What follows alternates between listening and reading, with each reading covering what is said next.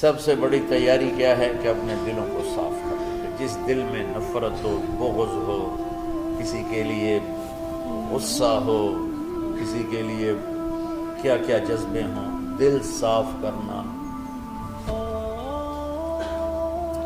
ہمارے گھروں میں روزانہ جھاڑو ہوتا ہے، یہاں مدرسے میں روزانہ صفائی ہوتی کہ نہیں ہوتی؟ کیونکہ دنیا کی اصل گندگی ہے تو جھاڑو ہاتھ سے نہیں چھوٹ سکتا. حرم شریف میں دیکھا کیسے چاروں طرف خدام پھر رہے ہوتے ہیں برش لے کر. تمہارے مولوی شاہد صاحب بھی ایک دفعہ وہاں خدام حجاج میں گئے تھے، میں نے ان کے ہاتھ میں برش دیکھا.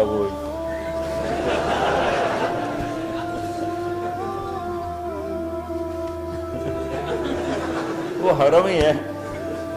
کون سا سن تھا؟ 97. تو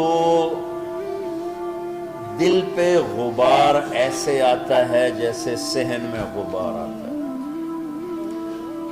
دل پہ گندگی ایسے آتی ہے جیسے صحن میں آتی ہے. تو ہم نے نظام بنایا ہوا ہے، لوگ مقرر ہیں وہ روزانہ جھاڑو دیتے ہیں. تمہارا دل ایک آنگن ہے، ایک صحن ہے، اس میں بغض، نفرت، حسد، پتہ نہیں کیا کیا گندگیاں آئیں گی اور آتی رہیں گی. بچوں ایک کام کرو، جھاڑو پکڑ لو، صاف. یا اللہ معاملہ تجھ سے کرنا ہے، لوگوں سے نہیں. کسی نے برا کہا، کسی نے غیبت کی، کسی نے گالی دی، کسی نے دھکا دیا، کسی نے حق مارا، کسی نے کچھ کیا. یا اللہ تیرے سپرد میں نے اپنے دل کو سب سے صاف کیا، میں نے اپنے دل کو سب سے صاف کیا. یہ اتنی بڑی عبادت ہے کہ بڑے بڑے نفلوں والے، تہجد والے، حج عمرے روزے والے تمہیں نہیں پکڑ سکے، کیونکہ اس کا کرنے والا دنیا میں کوئی نہیں. نفل پڑھنے والے تو بے شمار ہیں، عمرے کرنے والے بے شمار ہیں، علماء بے شمار ہیں، حاجی بے شمار ہیں، سخاوت کرنے والے بے شمار ہیں، لیکن اس ٹکڑے کو صاف کرنے والا لاکھوں میں ایک بھی نہیں. مشکل کام آپ یہ سیکھ لیں، صاف کریں، صاف کریں، صاف کریں. یہ رمضان کی سب سے بڑی تیاری اور علم کو حاصل کرنے کی سب سے بڑی چابی ہے کہ اپنے دل کو کھلا کرنا. کوئی چیز خالی ہوگی تو کچھ آئے گا. جس دل میں بغض بھرا ہو، نفرت بھری ہو، حسد بھرا ہو، کینہ بھرا ہو، اس میں خاک آئے گی، اس میں تو علم کی ایک کرن بھی نہیں آئے گی. زبان سے چاہے جتنے مرضی موتی بکھیرے، دل اس کا اندھا ہوگا. لا تعمل الابصار ولكن تعمل القلوب التي في الصدور. یہ آنکھوں سے اندھے نہیں، دل سے اندھے ہیں. بچوں اپنے دل کو صاف کرنا. وہ کتنی مشہور حدیث ہے، آپ نے کہا اس دروازے سے ایک جنتی آ رہا ہے. ایک انصاری صحابی داخل ہوئے، جوتا ہاتھ میں، داڑھی میں وضو کا پانی. اگلے دن اس دروازے سے ایک جنتی آ رہا ہے، تو ایک صحابی آئے، ہاتھ میں جوتا، داڑھی میں وضو کا پانی. وہی صحابی اگلے دن اس دروازے سے ایک جنتی آ رہا ہے، تو وہی صحابی 3 دن جنت کی بشارت لی. اس صحابہ کی جماعت میں ایک شخص ہیں جن کا نام ہے عبداللہ بن عمرو بن عاص.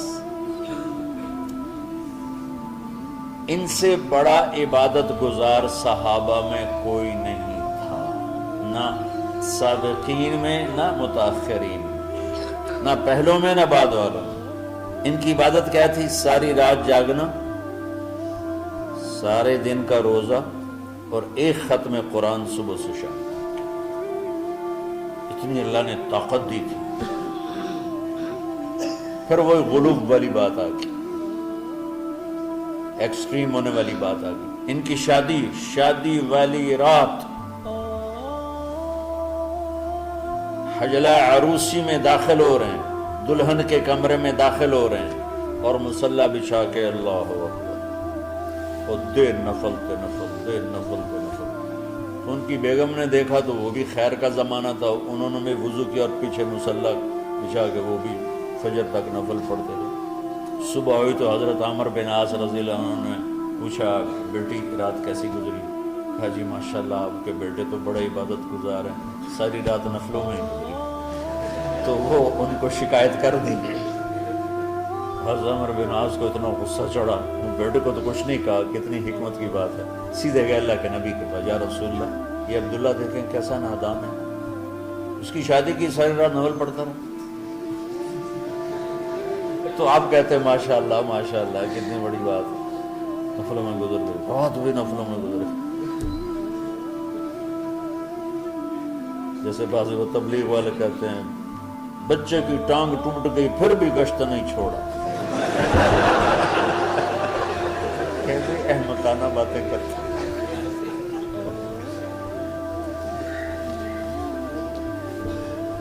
تو آپ نے حضرت عبداللہ بن عمر کو بلا کے ڈانٹا کہ تو نے مہینے میں 3 دن روزے رکھنے، بس نہیں رکھنے، اور ہفتے میں 1 قرآن ختم کرنا۔ کہا یا رسول اللہ میرے اندر طاقت زیادہ ہے، قرآن اچھا 15 دن روزے رکھنے، یعنی میرے اندر طاقت زیادہ ہے۔ آپ اس کو تھوڑا تھوڑا کر کے گھٹاتے رہے، اور وہ ہر دفعہ نہیں یا رسول اللہ میرے اندر طاقت زیادہ ہے۔ تو آخر میں آپ نے کہا اچھا چلو 100 میں داؤدی پہ آ جاؤ، 1 دن روزہ رکھو، 1 دن افطار کرو، اور 3 دن سے پہلے قرآن ختم نہیں کرنا۔ تو آپ نے اس کو پیچھے کیا۔ یہ بیٹھے تھے اس محفل میں، ان کے دل میں آیا کیا یہ بزرگ مجھ سے زیادہ عبادت کرتے ہیں؟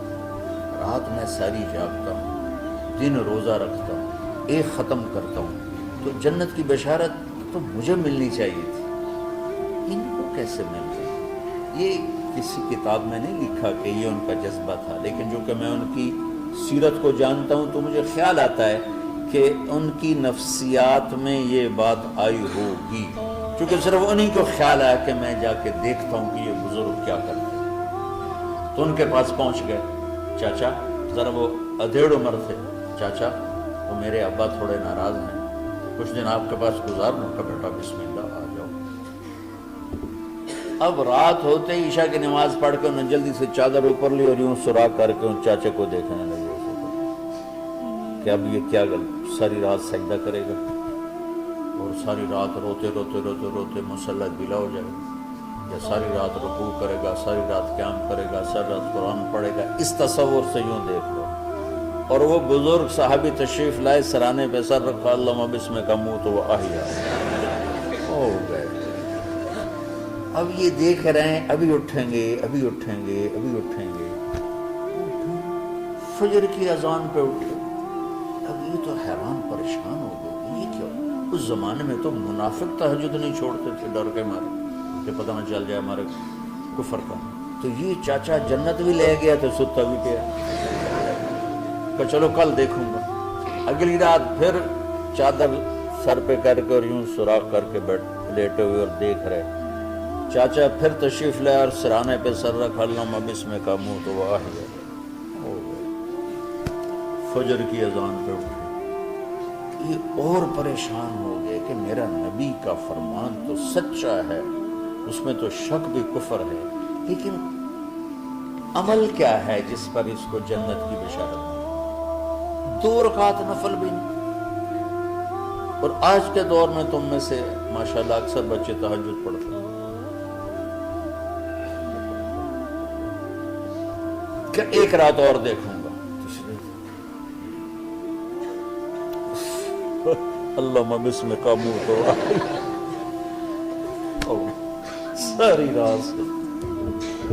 تو تیسری رات پھٹ پڑے عبداللہ بن عمر، کہنے گے چاچا میری ابا سے کوئی لڑائی نہیں تھی، 3 دن میں تیرے بارے میں سنتا رہا، جنتی جنتی جنتی، میں دیکھنے آیا تھا کہ آپ کیا کرتے ہیں، آپ تو کچھ بھی نہیں کرتے، ساری رات سوتے رہتے، اب کیا کرتے ہو؟ میں کہا بیٹا یہی ہے جو تم نے دیکھا ہے۔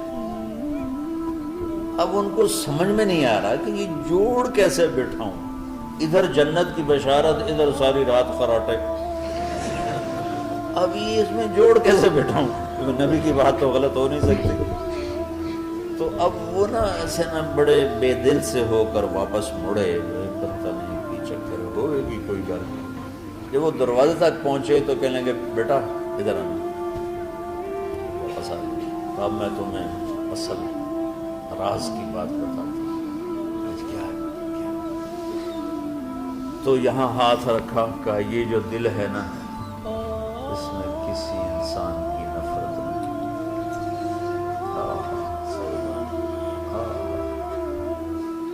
और जब अल्लाह किसी को रिस्क देता है, इज्जत देता है, मुझे कभी हसद नहीं हुआ, मुझे खुशी होती। तो अब्दुल्ला बिन अमर ने कहना था हाँ ये बात है, नहीं उनको हाजा हुआ, उछल के कहने लगे हाजा हुआ, हाँ हाँ हाँ हाँ यही है यही है यही। फिर कहने के चाचा पर ये मेरे बस का नहीं, कौन करेगा ये? इतने बड़े आदमी होकर कह रहे हैं कि मेरे बस का। तो बच्चों, दुनिया में जन्नती बनना है और इल्म अल्लाह से लेना है तो इसे साफ कर दो।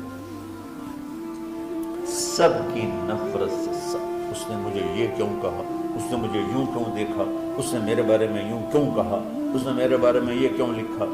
जिसकी तारीफ होती मेरी कितनी बुराई होती, सिर्फ तारीफ तो नहीं, भरा पड़ा सोशल मीडिया मुझे गालियां। अल्लाह के फजल से मेरे दिल में एक जर्रा के बराबर कभी कोई मनफी जज्बा नहीं आया। आए तो मैं धो के साफ कर देता। या अल्लाह मैंने अपने दिल को साफ किया, मेरा मामला तेरे साथ है, किसी के साथ नहीं।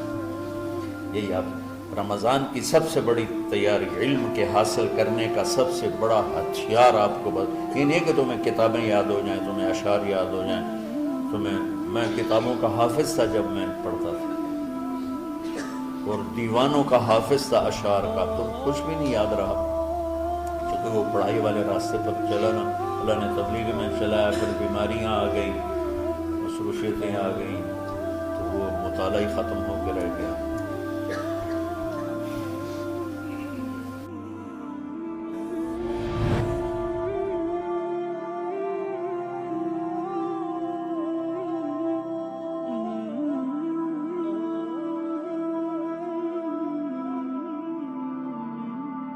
Oh